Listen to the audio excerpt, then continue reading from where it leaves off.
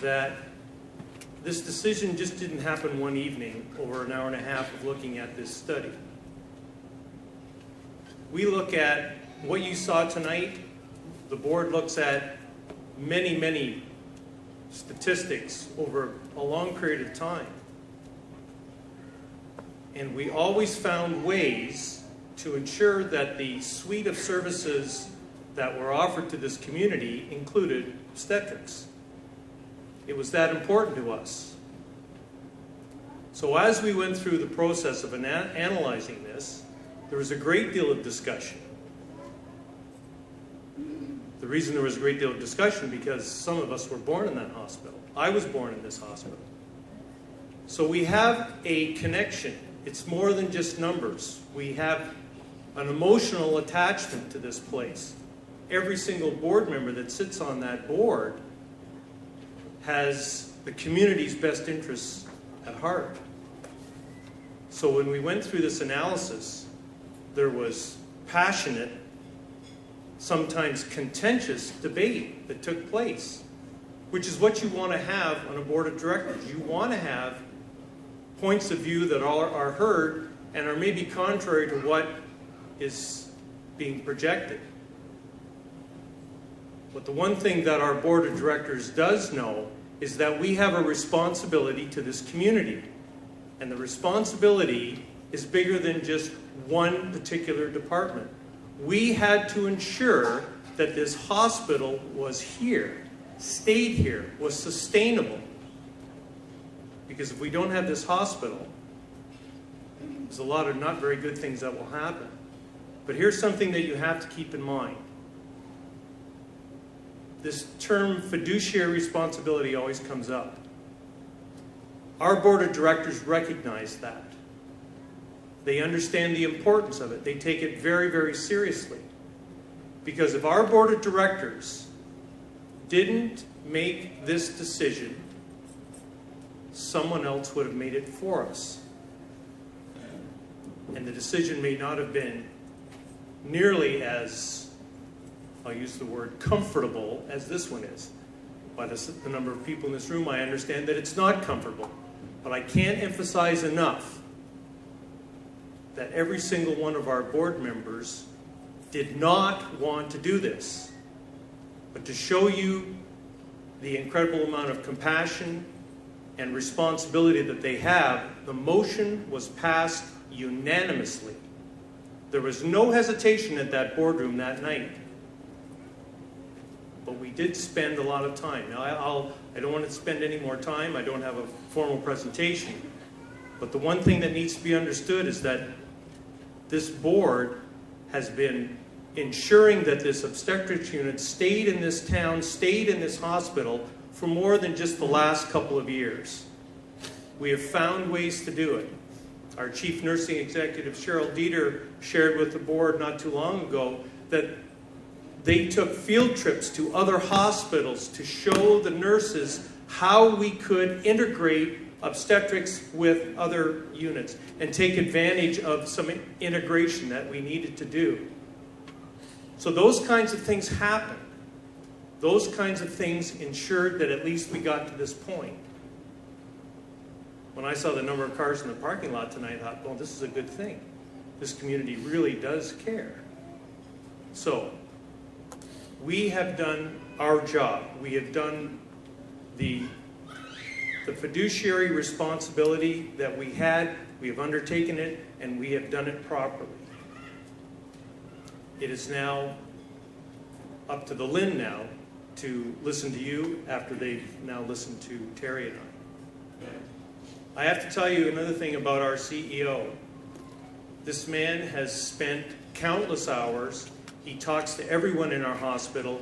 He knows exactly what's going on. And when he showed you what Dr. Guman had shared with him, that tells you that he doesn't leave any stone unturned. He ensures that he understands it intimately, so that he also has the compassion for this hospital as well. Thank you. Any questions from the Erie St. Clair LHIN board?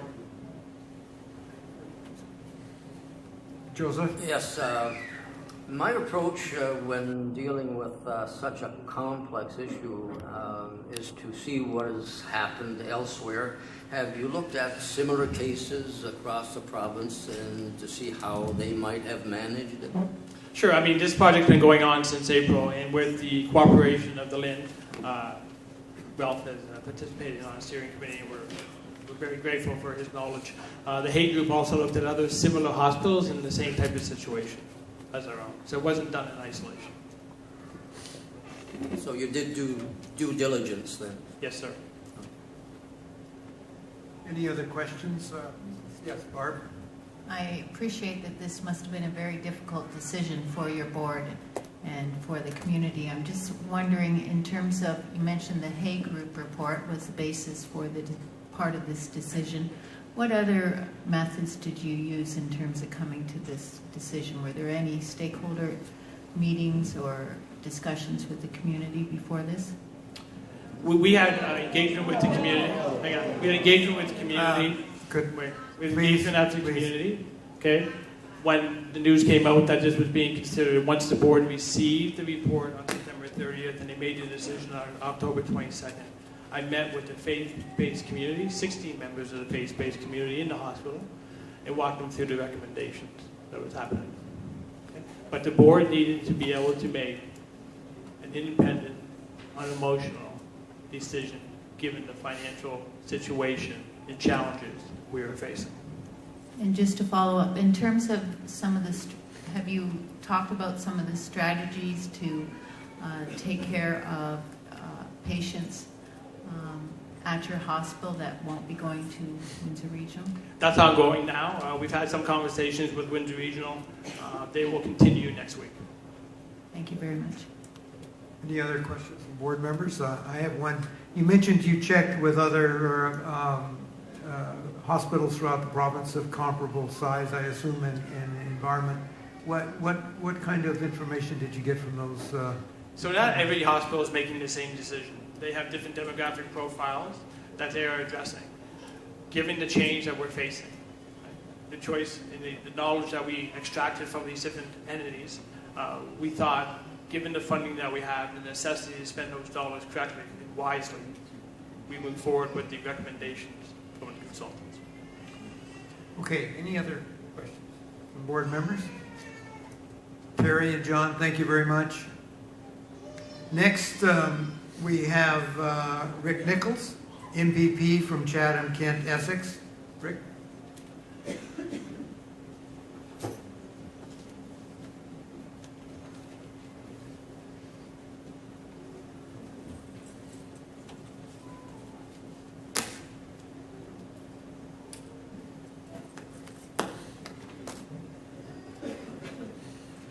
First of all, I'd like to thank the board for the opportunity to address some of my issues and concerns with regards to decisions that are being made.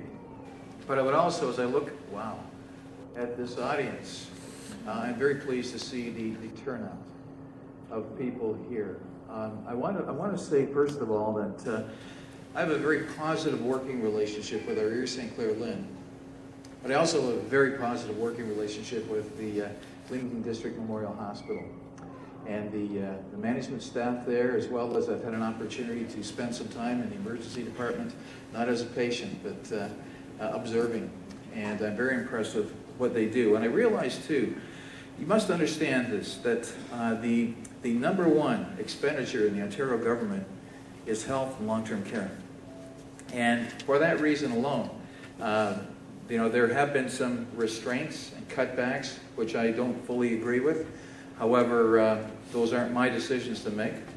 I look at the impact that those cutbacks can in fact have. And of course, I have to believe that it handcuffs the Erie St. Clair LHIN, when some of the decisions and financial obligations or the financial responsibilities that they have to our community. It also impacts CCAC, and of course, it impacts the hospital as well. But I must say this, that, and again, I want to recognize, the board and the hard work that they've done. And I realize that their decision was based on facts. And as I look out at the group tonight, I have to believe that there are those who are factual, but then this is a highly emotional situation for all of us.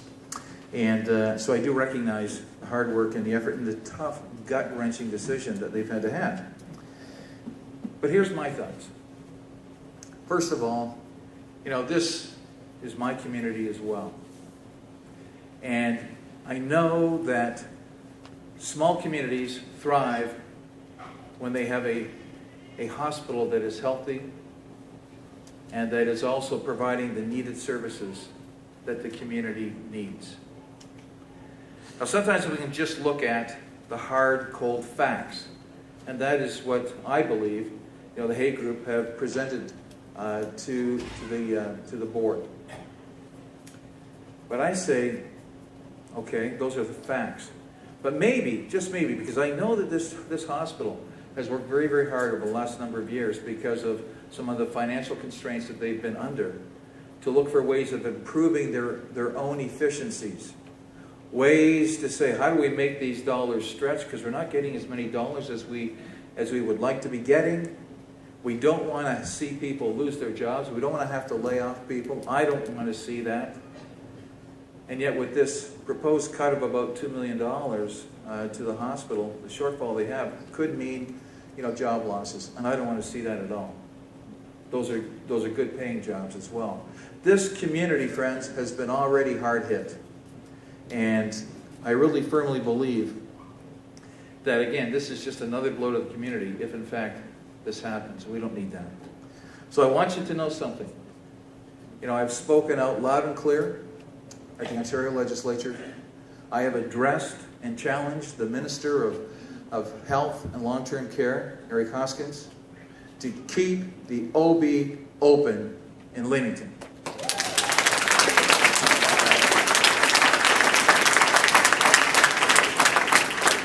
Now, I must say that in order to do that, it needs everybody pitching in and helping. One of the things I'm really, really amazed at is the fact that this community gets behind its hospital. I've been to many, many functions that the hospital has put on, and when they need some financial help, they get it. And I commend you for that. I truly commend you for that. But again, we need to look for creative ways so that we can keep obstetrics open. And I like some of the ideas that they have brought forward.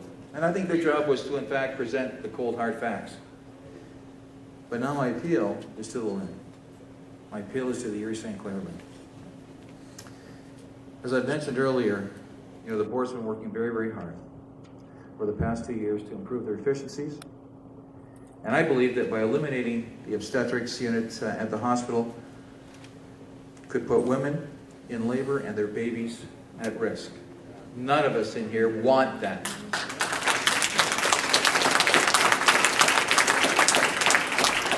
We can't afford to lose one baby or even a mother whose health might be in jeopardy over this issue if the decision is to have obstetrics go to the Windsor Hospital. And as Terry mentioned, and I fully respect, Windsor Regional Hospital are perhaps better equipped, but it's a 45-minute drive. And when you're in labor, I can only repeat to you what I've been told. I've never been in that position, but 45 minutes could mean the difference between life and death. And I don't want to over-dramatize this thing. But LDMH has a catchment basin of about, catchment area rather, of about 75,000 people, in my understanding. And despite, the current births being at around 300 newborns per year, the birthing pattern is actually on the increase. And you saw that in the slide, actually, from 2000, I believe it was 2012, Terry? Yeah, it's increasing again. But again, I don't want to see you eliminate this department. You're going to eliminate jobs. We don't need that yet. So I want to just ask and challenge the Erie St. Clair to ask you for your consideration. And I would ask that perhaps, if you're thinking about closing obstetrics unit at LDMH, would you consider perhaps a 2 to 3 year reprieve in order for LDMH to establish what I would call a model obstetrics unit? Now, I don't know what that would look like. I'm not sure. But trust me, the board, the executive of the hospital, very creative. They reach out. And we need to continue to reach out. This is an outpouring of people in the community to keep OB here in Leamington. So again, to the Erie St. Clair LHIN, I would just ask that you would consider that and find ways, because I realize and recognize too that you too are under some financial constraints. But it's all about, I hear a lot about transparency from the government, and I won't make this a political statement, but I hear a lot about transparency. And I realize too that you're accountable, for the funding and where you distribute the funding and how and so on. And I would ask that you be creative, that you find a way to provide the financial funding that LDMH and all of these people in this great area of Leamington and its area ranging anywhere from probably Kingsville, maybe beyond to Wheatley, to the east of us, so that these people can rest assured that they have an obstetrics unit here at LDMH. Thank you very much for your time.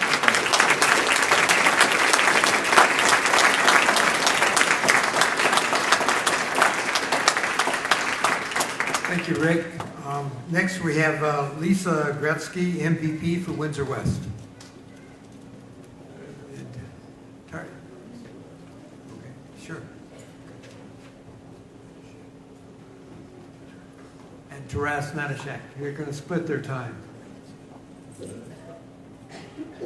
We like So to we work have okay, go ahead, Lisa. I was just going to say we like to work as a team. We're from neighboring ridings. So I'd just like to say thank you to everyone that's come out. This is a great show of support for the community. There are many in this room who are not from Leamington. I myself am from that 45-minute drive away. I'm from Windsor.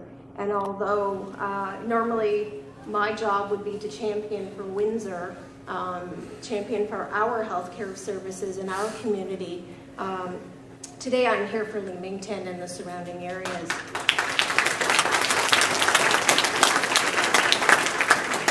So I've heard that we're looking at, because of this cut, 300 women to travel to Windsor. I drove out here today, took me 45 minutes with no traffic, no bad weather, no accidents along the way. I can only imagine, as a mother, someone who's been in labor twice, to make the trip during a winter storm, if there's a bad accident along the way, to travel even in good weather with no traffic while in labor. When a mother is in labor, she is not only excited, but she's stressed. I drove 10 minutes to get to Windsor Regional, and that in itself was stressful. I couldn't imagine a 45-minute drive to get to hospital. When a mother's in stress, the baby's in stress. We have an increased chance of there being complications. What if something happens halfway to Windsor? It's not only stress on the mother, it's stress on whoever their birthing partner is, whoever's driving them to the hospital. By eliminating regular birthing services at Leamington Hospital, you're also limiting the success and the growth of the community. Without OB services, young families, women of childbearing age will choose to live where OB services are easily accessible. For me, in my riding, that's a fantastic thing. That would mean likely they would all move into Windsor. So therefore, that would be great for my riding. That would be great for my hospital.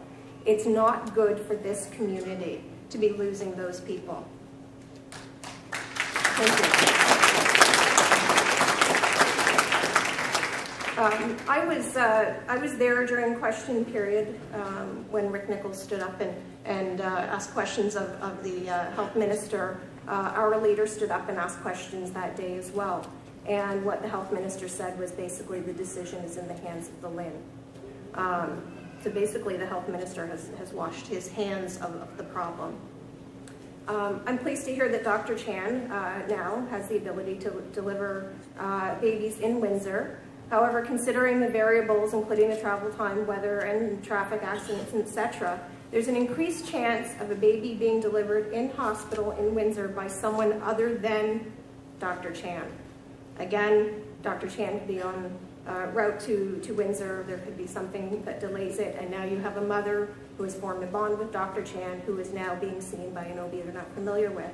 I can attest to quality of care in Windsor. We have top-notch professionals in Windsor. But as a woman, you do form a bond with your OB, and ideally that would be the person that shows up and delivers your baby. And by making women have to travel to Windsor, you're limiting that opportunity. As I said, the health minister has put the decision in the hands of the LHIN.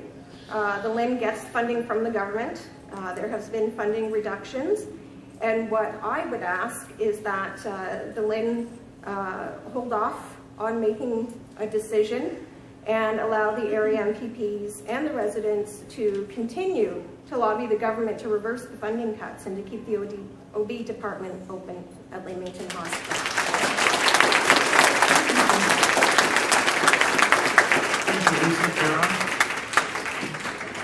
Good evening, everyone.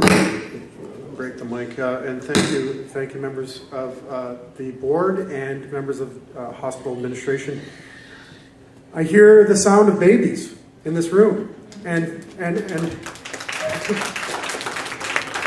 when I'm on flights wherever in the world, it's always the child that's having a tough time adjusting to the flight that you hear, and some people become aggravated. I personally revel in that sound because it means new life, it means possibilities, and it means opportunity. And that's why we're all here today. With the removal of OB services here at Leamington Memorial, we remove a small piece of that future.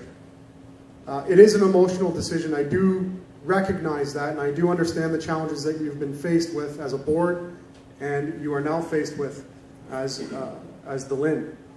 However, I must tell you, and you've heard here tonight from my colleague, Mrs. Gretzky, and from Rick Nichols, you have unanimous support should you decide to keep this section open from your elected officials. We will fight alongside with you if you do indeed make that decision.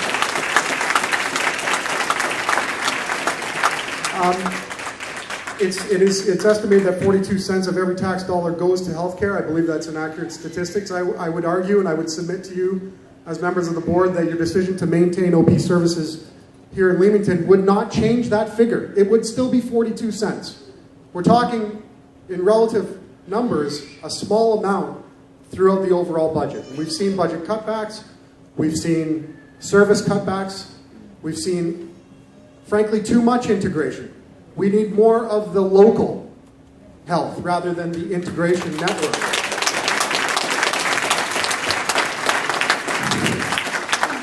We potentially have a scenario where our rural areas in this province move to a model of unfortunately highway healthcare. We can't have that. We absolutely cannot have that. It comes with too many pitfalls and is fraught with danger. Demographic changes, of course, we have to make those considerations, but I would also argue that investment in long-term care and home care will relieve the burden downstream onto your primary care models. That needs to happen as well. The Hay report is based on a model of sustainable hospital, but based on an unsustainable level of funding from the province. So we cannot take, it's not an oranges to oranges comparison. Something has to change. And it is our job as elected officials and members of this community to lobby our government to increase the funding, make it accessible, make it accurate, make it effective.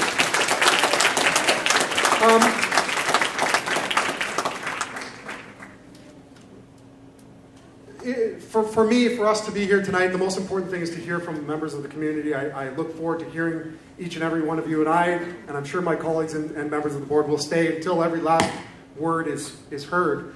However, for my part, I urge you to keep the OB unit in Leamington and send a very strong signal to Toronto, to the Ministry of Health, that rural Ontario, and specifically southwestern Ontario, will not allow removal of any more services. In fact, we want more enhanced services, not less. Thank you very much.